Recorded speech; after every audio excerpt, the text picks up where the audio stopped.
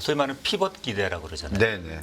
그러니까 중앙은행이 이제는 그 턴어라운드 하는 거죠. 네. 금리를 이만큼 높였으니 이제는 경제가 어려우니까 낮춰야 되겠다라고 하는 그 피벗에 대한 기대가 굉장히 강한데 네.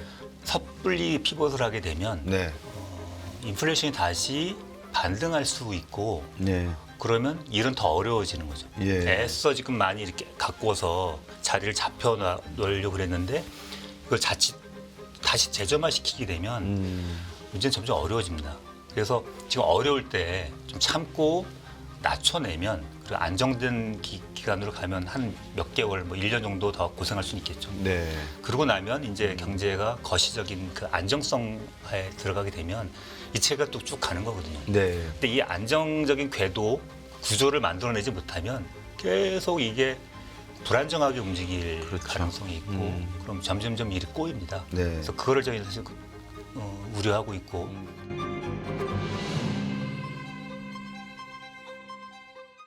네, 안녕하십니까. 연합뉴스 경제TV의 곽수정의 경제프리즘 곽수정입니다. 요즘 미국 연준에 대한 관심이 더더욱 높아지고 있습니다. 이유는 언제쯤 금리를 내릴 것인가에 대한 관심이 높은 거죠.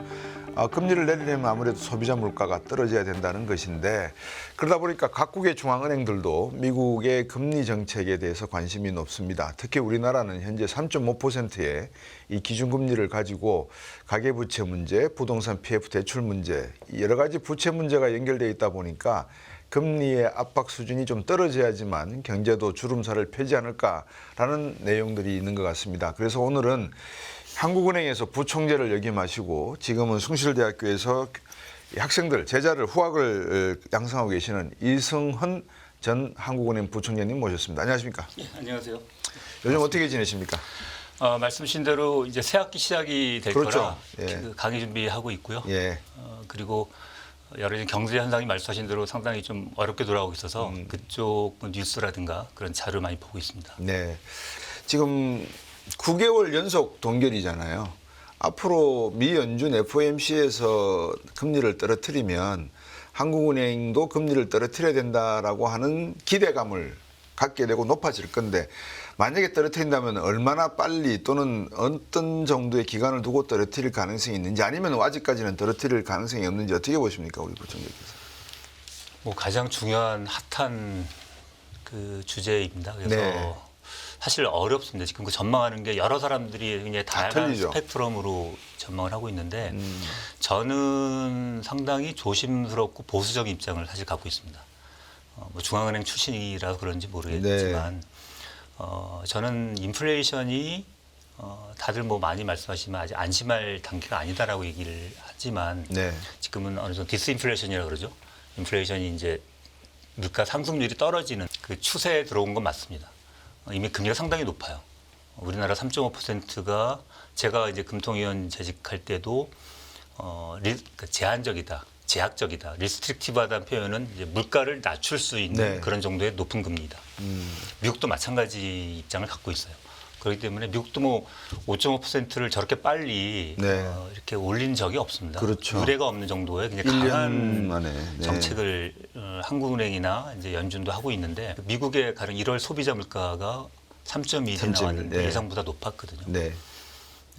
그리고 우리나라도 지금 일부 반등하는 모습도 좀 보여서 인플레이션이 과연 잦아들 것인가 어느 나라는 2% 수준의 물가 상승률이 적정하다고 보는데 그 수준으로 수렴해 갈 수 있는지에 대해서 이제 이슈가 되는 건데 네. 저는 자칫 잘못하면 네. 약간 반등의 가능성도 있다고 저는 보고 있습니다. 예. 그래서 근데 이게 약간 다이내믹하다 그러나 정해져 있다기보다는 네. 향후 어떤 정책 스탠스와 마켓이 어떻게 반응하냐에 따라서 결과는 달라질 수 있는 거라고 보입니다. 그래서 소위 말하는 피벗 기대라고 그러잖아요. 네네. 그러니까 중앙은행이 이제는 그 턴어라운드 하는 거죠. 네. 금리를 이만큼 높였으니 이제는 경제가 어려우니까 낮춰야 되겠다라고 하는 그 피벗에 대한 기대가 굉장히 강한데 네. 섣불리 피벗을 하게 되면 네.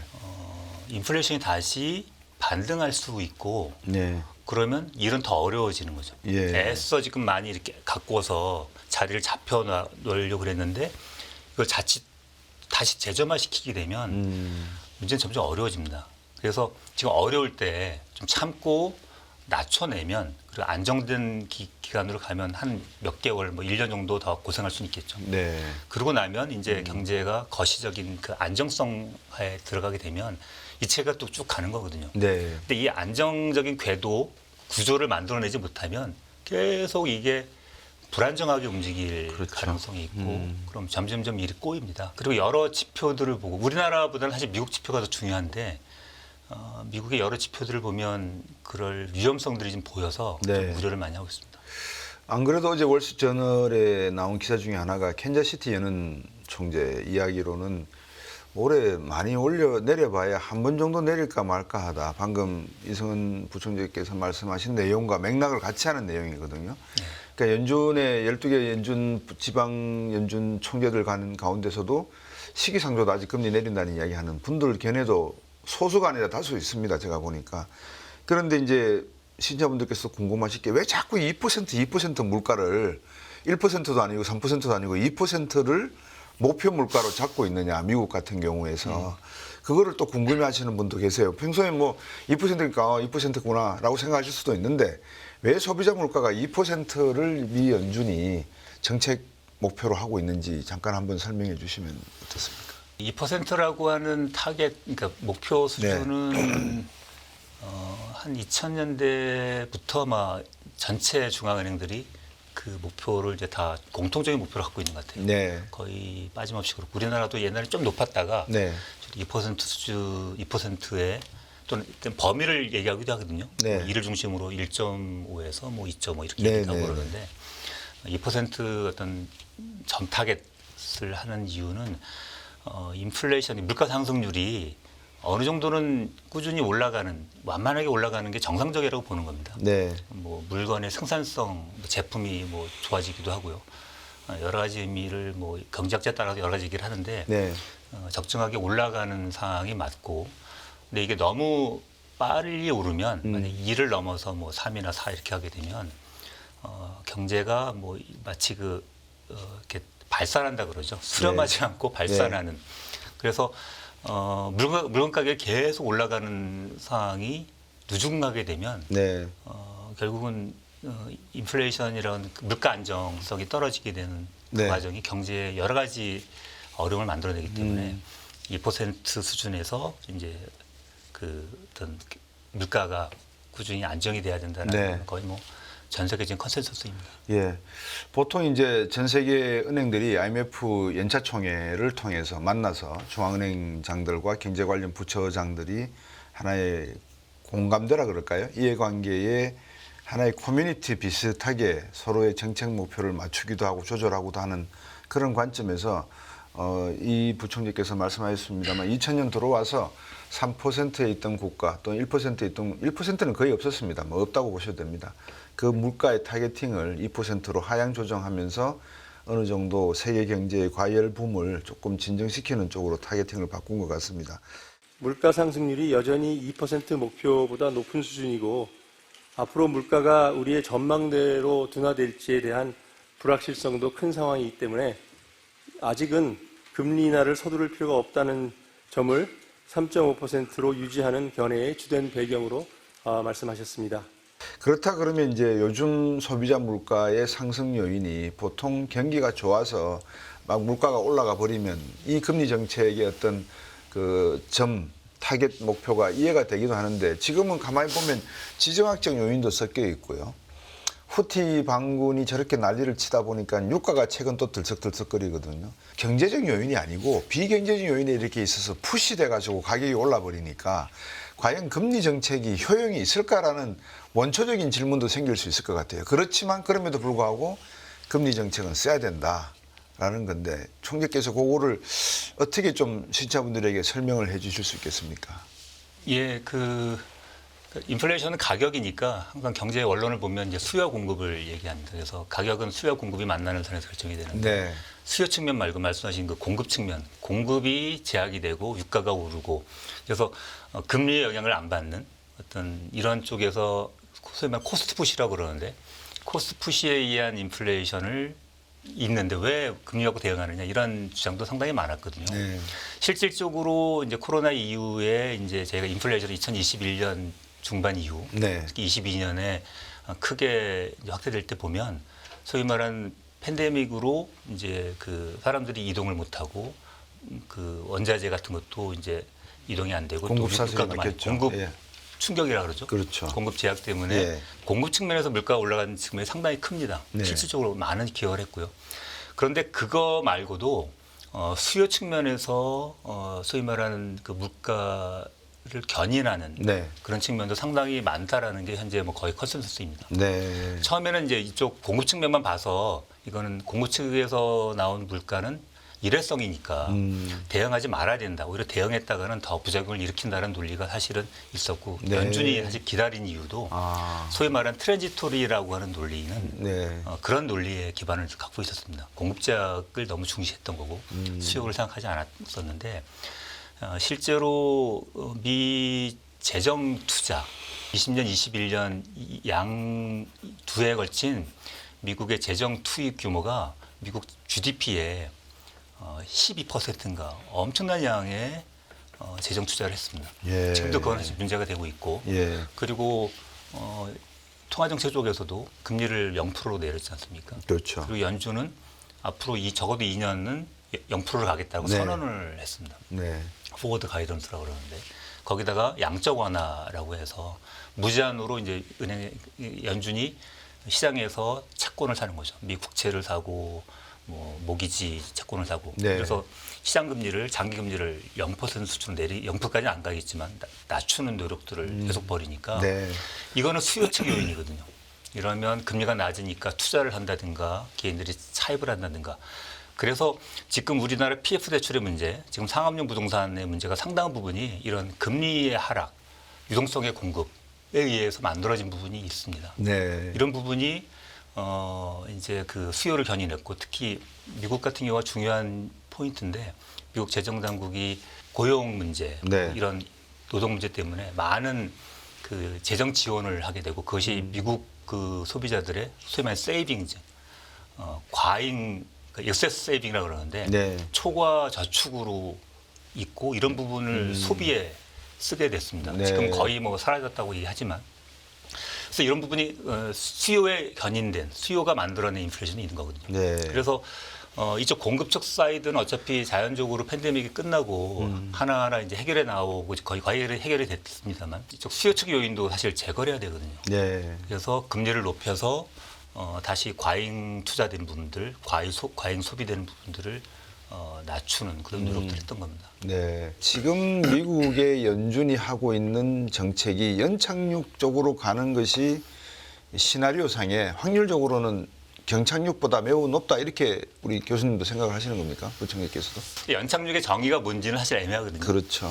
그러니까 연착륙은 적어도 리세션이 아닌 리세션이라고 하는 건 네. 기술적으로는 뭐 두 분기가 마이너스 성장을 예. 이렇게 얘기를 하지만 그거보다는 여러 가지 지표를 확인하는데 어떤 분이 정의한 걸 보니까 뭐 1.5% 정도의 성장, 네. 그다음에 물가는 2% 수렴하는 거, 이 정도가 연착륙 아니겠느냐. 그런 기준으로 본다면 지금 미국 경제가 뭐 연착륙으로 가지 않아 이렇게 얘기하는 사람도 사실 있습니다. 네. 근데 저는 좀 생각을 다르게 하는 게 연착륙을 시도하는 것 자체가 인플레이션을 불안정하게 할 수 있다라는 저는 사실 약간 전통적인 견해일 수 있는데 네. 그렇지 않다라고 하는 견해도 상당히 있습니다. 저는 그 견해를 좀 갖고 있습니다. 그래서 예를 들면 지금 우리나라도 2.1% 한국은행이 그 성장률을 지금 예상을 하고 있거든요. 그렇죠. 근데 2.1이면 저희 잠재 성장률 수준 약간 높은 수준. 네. 잠재 성장률이 2나 2보다 약간 낮을 거. 1.7, 1.9 뭐 이렇게 얘기하시더라고요. 1.7까지 내려가는 추이를 보는데 예. 그보다 0.4나 높은 성장률이지 않습니까? 네. 근데 잠재 성장률의 의미가 예. 물가 상승률이 안 나오는 그런 성장률을 그렇죠. 뜨뜻미지근도 안에 아주 균형적인 수준을 얘기하는데 네. 그보다 성장이 빠르다는 소리잖아요. 그럼 이 말 자체가 인플레이션을 유발하고 있죠. 그렇죠. 그렇죠. 그러면 이것이 소프트 랜딩으로 가려면 이거 내려가야 되거든요. 네. 그런 의미에서는 잠재 성장보다는 낮아져야지 사실 물가도 안정이 될 건데 네. 이게 그렇다면 이제 소프트 랜딩이 가능하겠죠. 네. 근데 그런 식으로 미조정이 가능하다면 좋은 거죠. 네. 굉장히 사실 통화 정책이나 우리 금융 당국 뭐 이런 재정 당국이 네. 원하는 것들은 네. 사실 거시 정책이라고 하는 거는 이런 큰 변동성을 줄이는 역할을 하는 거거든요. 그런 의미에서는 좋은데 과연 지금 쌓여 있는 그 빚의 규모, 부동산의 과잉 이런 부분에서 뭔가가 좀 정리되지 않고서 그런 정리되는 과정에서 성장률이 떨어지지 않고서 네. 과연 그렇게 아주 원활하게 소프트랭이 될 수 있느냐는 사실 저는 좀 약간 의문이 들고 네. FOMC 회의도 미국에서 열릴 것 같고 레리 서머스 전 재무장관 이야기로는 야 올려라 내릴 틈이 어딨냐 이런 이야기도 하고 있는 것 같아요. 이성 교수께서 보시기에 FOMC 회의 결과 이미 뭐 월가에서도 뭐 6번에서 9번까지 올려야 된다, 3월부터 시작해야 된다라고 하던 말들이 조금씩은 이제 들어가기 시작을 해서 6월, 뭐 7월 이런 이야기들도 나오고 하는데 어떻게 보십니까? 전 부총리께서 만약에 미 연준 FOMC가 3월 달에 개최됐을 때 금리를 내리기는 좀 이런 거 아닌가라고 보시는지. 그래서 이성 교수님 전 부총재로서 한번 견해를 제가 여쭤보고 싶습니다. 어떻게 보시는지. 미국 FOMC 결과가. 예, 연합인포맥스에 예. 그 기고를 계속 하고 있는데 네네, 그러시죠. 3번, 4번째 하고 있는데 저는 금리 내리기가 어렵다고 얘기를 계속 해왔습니다. 네. 내리더라도 말씀하신 대로 한두 번 내릴 것이고 높은 소위 말하는 higher for longer의 시대다라는 네. 저는 얘기를 계속 해오고 있어요. 예. 그 이유는 여러 가지 있겠습니다만 아까도 말씀드린 미국 얘기로 집중하자면 지금 5.5%의 금리는 상당히 높아요. 그럼요.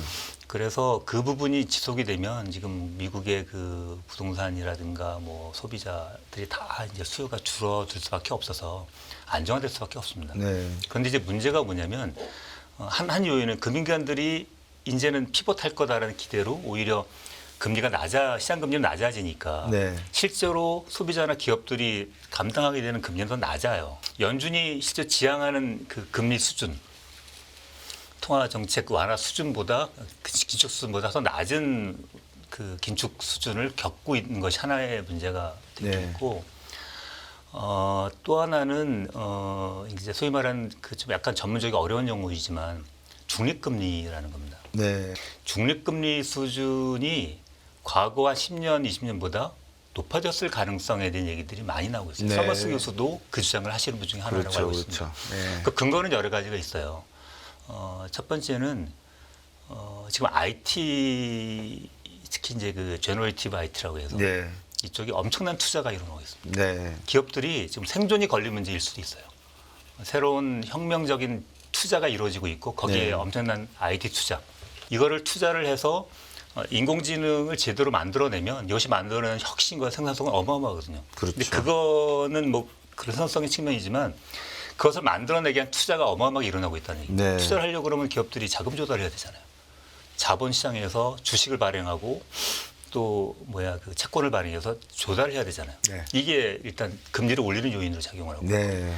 또 하나는 지금 그린 에너지로 전환하는 네. 거죠. 네. 유럽은 2050년에 넷제로 가겠다고 그렇죠. 지금 모든 걸 다 전환하고 있는데 예. 그게 쉬운 게 아니잖아요. 기술적으로 석탄, 오일이라든가 기름이라든가 석탄에서 뭐 풍력이라든가 태양광으로 전환하고 하는 게 쉬운 과정이 아니고 많은 투자를 요구하거든요. 그럼요. 예. 거기에 또 많은 서브시디가 사실 들어가니까 정부의 이러한 또는 민간에서 이러한 기술적인 또 그 투자들이 어마어마하게 일어나고 있습니다.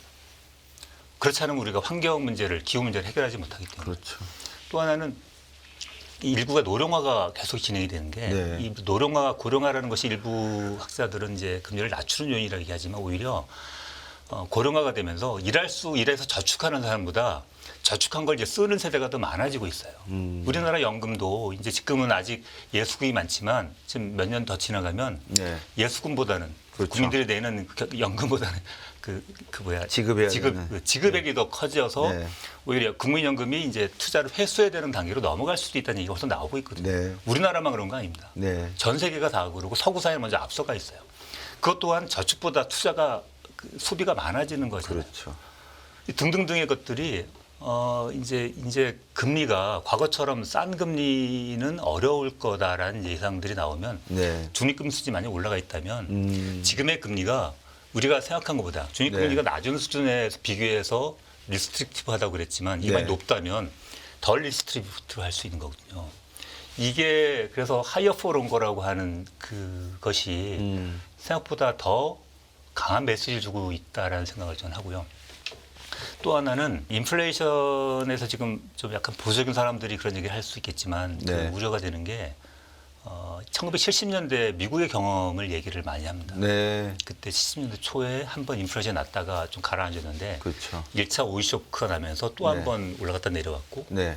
그다음에 그 내려온 저점은 저보다 높았습니다. 네. 그다음에 2차 오일 쇼크가 79년, 78, 80년, 예. 그때 전에 초반에, 나오면서 예. 또 급등을 했거든요. 그래서 세 번의 인플레이션 사이클이 있는데 결국은 이제 폴 볼커 연준 의장이 굉장히 강력한 무지막지한 통화 정책을 통해서 네. 아주 꺼트려 그렇죠. 리세션을 만들고 예. 살해 위협까지 받았다고 합니다. 지금 제가 우려하는 포인트 중에 하나는 아직 네. 그걸 확실하게 이해할 수는 없습니다만 지금 한 사이클이 지나가고 있거든요. 네. 그리고 이번 글로벌 인플레이션은 공급 측면 충격, 수요 측면에서의 팬데믹 대응 과정에서의 지원, 낮은 금리 이것들이 네. 만들어낸 건데 네. 이게 반등할 가능성에 대한 얘기들이 지금 슬금슬금 나오고 있는데 제가 최근에 읽은 한두 개 것이 뭐냐면 미국의 기업들이 네. 다시 가격을 올리는 예상들을 하고 있어요. 네. 또 다른 지표는 기업들의 비즈니스 코스트가 높아지고 있다라는 얘기들이 나오고 있어요. 네. 그 이면에 특히 비즈니스 코스트 쪽에 중요한 건 뭐냐면 웨이즈입니다. 그렇죠. 임금 인상에 압력을 받고 있다라는. 예. 과거처럼 노동조합이 옛날 70년대처럼 이렇게 뭐 조직적이지 않기 때문에 네. 그런 압력 분위기가 적지만 지금 저희 주변에도 보면 네. 기업들이 인재 유출, 인재를 확보하기 위해서 그 특히 IT 쪽 이런 네. 성장세가 강한 기업들은 임금을 높여주실 수밖에 없어요. 특히 서비스 쪽이 그렇습니다. 그렇죠. 그게 미국에서 이미 어느 정도 지표화되고 나타나고 있어요. 그러면 만약에 이게 소위 말하는 웨이지 임금 인플레이션의 뭐 악순환이 만약에 지금 그런 진전은 거의 없지만 네. 이런 것으로 올라갈 가능성에 대해서 지금 얘기가 나오고 있어서 네. 인플레이션이 이렇게 올라갔다가 지금 다시 두 번째 사이클로 갈 거다라고 그냥 성급하게 주장하는 사람도 있는데 이걸 우리가 무시할 수가 없습니다. 네. 그래서 왜냐하면 아직도 미국 노동시장이 강하잖아요. 그렇죠. 임금 상승률도 상당한 수준에 있고 네. 그 소득 증가율이 높아서 지금 소비 증가율이 잘 안 떨어지고 있어요. 네. 연준이 지난 12월 그 FOMC에서 그 소위 말하는 다차트 예, 예. 점도표. SEP라고 그러죠. 예. 경제 예측을 할 예측, 때 예. 거기에서 얘기한 게 실업률이 4.1 정도를 얘기를 했고요. 네. 올해 정도 갈 것을 예상하고 그다음에 뭐 성장률이 1.4 그리고 인플레이션이 뭐 PC 기준으로 2.6인가 2.9 정도. 그러니까 예, 예. 그걸 명목 기준으로 성장률을 계산하면 한 3.8 뭐 9 이렇게 나옵니다. 아, 엄청 사가 안 하가네요. 돼요. 예. 사가 안 되는 명목 성장률을 예상하고 그러면서 연준은 세 번의 금리 인하를 예측을 했어요. 이게 서로 이제 일치가 된다면. 네. 근데 지금 미국의 소비 증가율이 5%가 넘어요. 그렇죠. 그리고 이면에 임금 상승률이 계속되고 있고 맞습니다. 저축도 아직도 있다고 그러고 네. 또 임금도 계속 올라가는 그게 그 미국의 노동시장이 너무 강해서 이게 지금 안 꺾이고 있거든요. 네.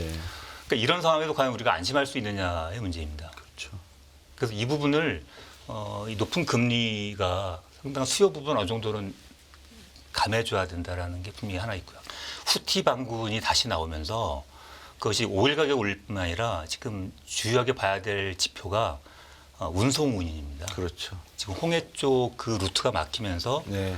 남아프리카 그 희망봉을 걸어 돌아가면서 이게 한 일주일 이상 한 2주가 더 걸린다든가 네. 저기 홍콩 아시아에서 예. 싱가포르 이런 데서 그 홍콩을 통해서 유럽을 가던 배가 예. 다 희망봉을 돌아가면서 한 일주일 이상 한 열흘 정도의 기간이 더 들어요. 그럼 그 자체의 운임도 더 올라갈 뿐만 아니라 그렇죠. 배가 부족해져요. 네. 그럼 전 세계적인 교역 비용이 올라가게 됩니다. 이거는 미국만의 문제가 아니고 전 세계 글로벌 인풋 가격, 그러네요. 비용을 올리는 요인으로 작용할 수가 있어요. 이게 대부분 이제 장기 계약이 돼 있기 때문에 당장은 영향을 안 미치는데 이제 이 장기화되게 되면 이 부분이 뭐 올해 하반기부터라든가 네. 그때 반영이 되기 시작하게 되면 그렇겠네요. 인플레이션이 또 다른 한쪽으로 나타날 수 있습니다. 그러니까 이런 부분들이 위험 요인들이 너무 아직 많아서 네. 저희가 섣불리 금리 인하를 얘기하기는 너무 이릅니다. 어쨌든 지금 경제 상황을 놓고 보면 훈풍이 불 거라고 많은 전문가분들이 예측하는 분도 계시고 또 한편에서는 지금이 오히려 더 조심해야 될 때야라고 조금 더 보수적으로 보는 분들도 계시는데 이런 위기 상황이나 불확실성이 높은 상황에서는 좀 더 보수적으로 시나리오를 가져가는 게 안전하다라고 저는 생각이 듭니다. 우리나라 한국은행이 지금 3.5를 유지하고 있는데 그래서 저는 그 관점에서 놓고 본다 그러면 우리나라 한국은행도 올해 금리를 인하하는 것보다는 3.5 수준에서 가져가는 것이 어떻겠나 하는 생각도 해보는데 혹시 뭐 부총재 생각은 어떠신지 여쭙고 싶습니다. 저도 개인적으로 3.5 수준을 아직은 유지를 해야 되고 인하 네. 얘기를 꺼내는 거는 섣부르다고 보고요. 네. 이미 한국은행 측면에서도 이제 하반기, 상반기 가능성을 많이 배제하는 발언들이 있는 걸로 알고 있는데, 네. 그러니까 그 너무 조급해하면 안 되는 상황입니다. 네. 좀 더 지금 한 지난 2008년 이후의 위기의 연장에서 네. 많은 그것들이 이미 깔려 있는 데다가 중국이 변하고 있는 데다가 팬데믹 대응 과정에서 엄청난 거시적인 그 충격을 받았거든요. 네. 그것이 지금 그런 과정에서 인플레이션이 발생하는 것인데 그 경기 순환적이라 그러죠. 네. 한번 이렇게 1년 만에 치고 올라갔다 내려오는 단기적인 경기 순환 측면보다는 좀 구조적이고 적어도 중기적인 네. 3년 내지 5년 정도, 3년 정도 이상 걸릴 네. 그런 조정이 필요한 단계가 아닌가 저는 생각합니다. 네. 좀 약간 블럭에 말씀을 드리는 거지만 네. 그래서 금리가 이미 높은 상황이고 그런 상황에서는 조정을 좀 제대로 일어나야지만 그렇죠. 다음에 저희가 97년 위기에서 반등할 수 있었듯이 다음을 기약할 수 있는 거거든요. 그렇죠. 그거를 제대로 마무리 못하면 네. 계속 밋밋하고 이것저것도 아닌 시대로 계속 가게 될 수밖에 없습니다. 네. 그래서 특히 대표적인 게 된 문제거든요. 예. 그러한 2008년 위기를 극복하는 과정, 그다음에 2020년 팬데믹 위기를 극복하는 과정에서 중앙은행이라든가 재정당국에서 어마어마한 유동성과 지원을 해서 네. 간신히 살려놓은 거거든요. 네. 근데 그게 너무 아직 많이 깔려 있는 거예요. 예를 들면 빚의 문제를 말씀드리자면 저는 이런 생각을 하는데 빚은 못 갚습니다. 가령 은행에서 대출을 받았잖아요. 기업이 받거나 가게가 대출을 받아서 그냥 잠깐 어떤 그 돈이 잠깐 필요해서 잠깐 쓰고 회수해서 갚을 수 있으면 단기로 갚을 수 있겠지만 그 돈이 기업의 공장 건설에 들어가고 투자로 들어가고 또 개인이 집을 사잖아요. 네. 그거 어떻게 회수를 해요? 예. 집이 이거를 누가 내다 팔거나 그렇죠. 비즈니스를 접거나 그러지 않으면 빚이 회수가 안 되는 거예요. 청산하지 않으면 안 되죠. 그래서 예. 경제는 계속 확장이 되는 속성을 가지고 있어요. 네, 네, 네. 수축하게 되면 네. 빚이 그러니까 그렇죠. 마이너스 난다는 얘기는 뭔가 깨진다는 소리거든요. 그렇죠. 너무나 고통스러운 겁니다. 근데 지금 가계부채가 뭐 거의 우리 GDP 대비 거의 100% 수준 가까이 가려고 하고 있잖아요. 예. 이게 버블이 있는 거는 누구나 지금 인정하는 부분이잖아요. 이거 꺼져야 돼요. 네. 그러니까 그 꺼지는 부분은 어떤 면은 당연한 것일 수 있고 그런 부분을 정리해 내야지만 다음에 금융자금이라든가 뭐 이런 투자가 좀 더 효율적으로 생산성 있는 부분으로 가게 되고 그것이 새로운 성장을 만들어낼 수 있는 거거든요. 네. 이런 과정을 거치지 않으면 네. 굉장히 경제는 이제 성장세를 그 활력을 잃게 될 수밖에 없습니다. 금리 차이가 2% 정도가 나면 우리나라에서 자본이 외국으로 빠져나갈 거 아니냐. 그래서 제가 보통 역사적으로 우리가 미국과 금리 차가 많이 났던 데가 한 1.25%포인트고 근데 2%가 되면 아니 이거 2%나 금리를 더 많이 주는데 안정자산인 달러화로 빨리 바꿔서 가버리는 게 낫지. 그러면 자본 유출이 될 건데 주식시장은 붕괴될 건데 그러면 우리나라 증시 자본시장 전체가 좀 위험해질 건데라고 하는 분들에게 제가 안심을 시켜드린 부분도 없지 않아 있습니다만 제 예. 입보다는 예. 우리 부총리 말씀으로 조금 더 설명을 해주시면 이해하시는 데 도움이 될 것 같아요. 예, 그 부분은 사실 제 전공 분야라고 할 수 있고요. 네. 제가 기억이 나는 게 2017년 제가 한국은행 국제국장을 하는데 이제 그쪽을 담당하거든요. 네네. 2017년부터 19년까지 국제국장을 했고 사실 제가 그 관련 팀장도 했어요. 통계도 많이 그러시구나. 다뤘고 예. 그쪽에 연구도 많이 했는데 저는 그때 2017년 때도 보면 그 전에 미국 그 기준금리 보통 얘기하지 않습니까? 네. 미국의 그 정책금리, 예, 패드펀드의 패드 타겟과 예. 우리나라 기준금리 차이가 300bp, 3% 정도 차이가 났다가 네. 2017년인가 18년 넘어가면서 역전이 됐어요. 네. 우리는 금리를 덜 올리는데 미국은 금리를 많이 올렸고, 많이 올렸고. 그러니까 역전이 됐고 또 우리 금리를 내리는 과정에서 금리 역전폭이 더 커질까봐 우려를 했고 제 기억으로는 75bp까지 확대가 됐고 네. 100bp까지는 못 본 걸로 알고 있는데 네. 그때 이제 많은 우려가 있었어요. 근데 저는 아니다라고 계속 주장을 했어요. 내부적으로 총재님께도 그때 아니 금리 차이 가지고 외국인 유출이 나는 게 아니다. 여러 가지 요인들을 설명을 드렸는데 첫 번째는 금리 자체는 분명히 자본 유출, 그러니까 투자 자금의 유출이 요인이 됩니다. 네. 왜냐하면 소위 말하는 차익 거래라는 거, 우리 그렇죠. 채권 시장에도 아비트리지 트레이드라고. 아비트리지 트레이드는 늘상 있는 거고요. 네. 그 자금이 지금 글로벌 금융 시장에 미국과 유럽 시장 어마어마한 자금이 흐르거든요. 그럼요. 매일같이 그 금리 차이 갖고 움직입니다. 네. 일본 시장에서 옛날 옌캐리 나올 때도 다 그거 보고 물론 이제 네. 수압으로 해증을 안 하냐 안 하냐 차이 있지만 그 금리 차이가 예민하게 움직이고 있어요. 거기에 환기대 네. 다 연결이 돼 있잖아요. 금리가 올라가면 환이 그 환율의 강세를 보이고 이러니까 그렇죠. 연결된 그 매트릭스를 가지고 이 자금이 움직이는 거는 너무나 당연합니다. 네. 그걸 부인하면 안 돼요. 그렇죠. 그건 경제학의 기초입니다. 네. 근데 문제는 우리가 불안해하고 이제 그 두려워하는 거는 1997년이라든가 2008년 또는 2020년에 같은 서던 스탑. 큰 자금이 일순간에. 갑자기 빠져나가면서 금융시장이 붕괴가 되고 거기에 그 자금을 이용해야 되는 기업들의 자금에 문제가 생기고 그러면 실물 경제가 위축이 되고 고용의 문제가 생기고 이런 상황을 저희가 문제 삼는 건데 그런 상황을 만들어내는 가장 기본적인 요건은 경제가 취약할 때입니다. 네. 우리나라가 예를 들어서 뭐 그 97년 그 즈음에 재벌 기업들이 은행으로부터 너무나 많은 레버리지를 통해 투자를 했고 네. 2008년도 사실은 그랬거든요. 미국부터 그랬잖아요. 네, 미국부터가 서프라임으로 잘못된 투자를 어마어마하게 했던 것들이 그렇죠. 잠재돼 있다가 일개 터져 나온 거 아니겠습니까? 네.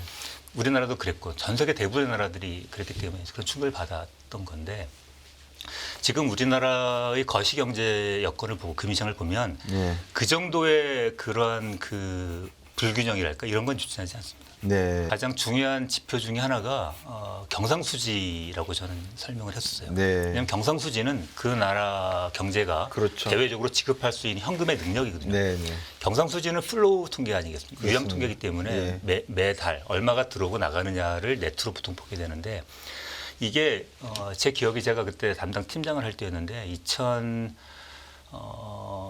우리나라 2009년부터 네. 어마어마한 경상수지 흑자를 보이기 시작했어요. 네. 그게 벌써 몇 년 됐잖아요. 그렇죠. 10년, 20년 가까이 네. 돼가잖아요. 그게 플로우도 플로우지만 누적이 돼 있어요.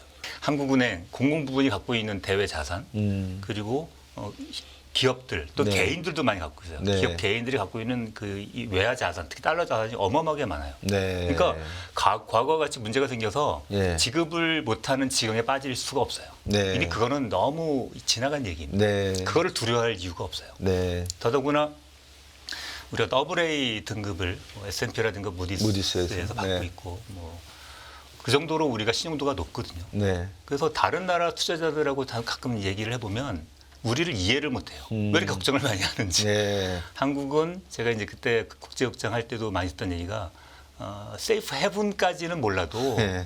세이프 하버다라는 얘기를 하더라고요. 예. 돈이 문제가 생기면 예. 우리나라로 돈이 다시 들어오지 빠져나가지 않는다. 네. 그 이머징 마켓의 그런 속성에서 많이 벗어나 있고 네. 이미 IMF 같은 데서는 우리나라를 이제 저런 이머징 그 뉴얼리 인더스트리얼라이즈드 예. 디벨롭드 컨트리로 분류를 하고 있을 그렇죠. 정도로 예. 우리나라 경제 구조, 금융 시장 구조가 굉장히 선진화되고 안정화되어 있습니다. 네. 그래서 지금 저희가 그 자본, 그러니까 금리 차 지금 EFP 차이가 나잖아요. 이거를 보는 관점은 경제 위기적인 관점보다는 물론 그 관리를 잘해야 되겠지만 얼마가 나가고 들어오면서 분명히 주식시장이라는 채권시장에 영향을 주거든요. 네. 투자자들은 관심을 갖고 봐야 될 거예요. 예. 그래서 금리 결정으로 인해서 얼마가 그렇죠. 더 들어오고 나가면서 자기 주식이라든가 채권 가격에 영향을 주니까 그런 관점에서는 얘기가 됩니다. 근데 제가 계속 우려를 하는 그런 식으로 위기감에 쌓인 그러한 거는 이미 뭐 지나간 얘기라고 저는 단언할 수 예. 있습니다.